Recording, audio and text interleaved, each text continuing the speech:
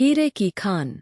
Africa महाद्वीप में हीरों की कई खानों की खोज हो चुकी थी, जहां से बहुतायत में हीरे प्राप्त हुए थे। वहां के एक गांव में रहने वाला किसान अक्सर उन लोगों की कहानियां सुना करता था, जिन्होंने हीरों की खान खोजकर अच्छे पैसे कमाए और अमीर बन गए। वह भी हीरे की खान खोजकर अमीर बनना चाहता था। एक दिन अमीर बनने के सपने को साकार करने के लिए उसने अपना खेत बेच दिया और हीरों की खान की खोज में निकल पड़ा। अफ्रीका के लगभग सभी स्थान छान मारने के बाद भी उसे हीरों का कुछ पता नहीं चला। समय गुजरने के साथ उसका मनोबल गिरने लगा। उसे अपना अमीर बनने का सपना टूटता दिखाई देने लगा।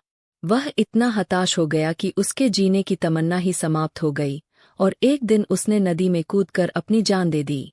इस दौरान दूसरा किसान, जिसने पहले किसान से उसका खेत खरीदा था, एक दिन उसी खेत के मध्य बहती छोटी नदी पर गया। सहसा उसे नदी के पानी में से इंद्रधनुषी प्रकाश फूटता दिखाई पड़ा।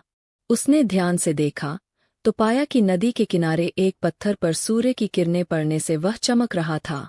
किसान ने झुककर वह पत्थर उठा लिया और घर ले आया। वह एक खूबसूरत पत्थर था। उसने सोचा कि यह सजावट के काम आएगा और उसने उसे घर पर ही सजा लिया। कई दिनों तक वह पत्थर उसके घर पर सजा रहा। एक दिन उसके घर उसका एक मित्र आया। उसने जब वह पत्थर देखा तो हैरान रह गया। उसने किसान से पूछा, मित्र, तुम इस पत्थर ही कीमत की जानते हो? किसान ने जवाब दिया, नहीं। फिर मित्र बोला, मेरे ख्याल से ये हीरा है, शायद अब तक खोजे गए हीरों में सबसे बड़ा हीरा। किसान के लिए इस बात पर यकीन करना मुश्किल था। उसने अपने मित्र को बताया कि उसे यह पत्थर अपने खेत की नदी के किनारे मिला है। वहां ऐसे और भी पत्थर हो सकते हैं। दोनों खेत पहुंचे और वहां से कुछ पत्थर नमूने के तौर पर चुन लिए। फिर उन्हें जांच के लिए भेज दिया। जब जांच रिपोर्ट आई तो किसान के मित्र की बात सच निकली। वे पत्थर हीरे ही थे। उस खेत में हीरों का भंडार था। वह उस समय तक खोजी गई सबसे कीमती हीरे की खदान थी। उसका खदान का नाम किम्बरले डायमंड माइंस है। दूसरा किसान उस खदान की वजह से मालामाल हो गया।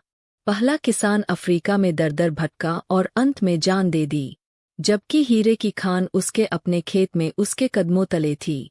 मोरल, इस कहानी में हीरे पहले किसान के कदमों तले ही थे, लेकिन वह उन्हें पहचान नहीं पाया और उनकी खोज में भटकता रहा। ठीक वैसे ही हम भी सफलता प्राप्ति के लिए अच्छे अवसरों की तलाश में भटकते रहते हैं। हम उन अवसरों को पहचान नहीं पाते या पहचान कर भी महत्व नहीं देते, जो हमारे आसपास ही छुपे रहते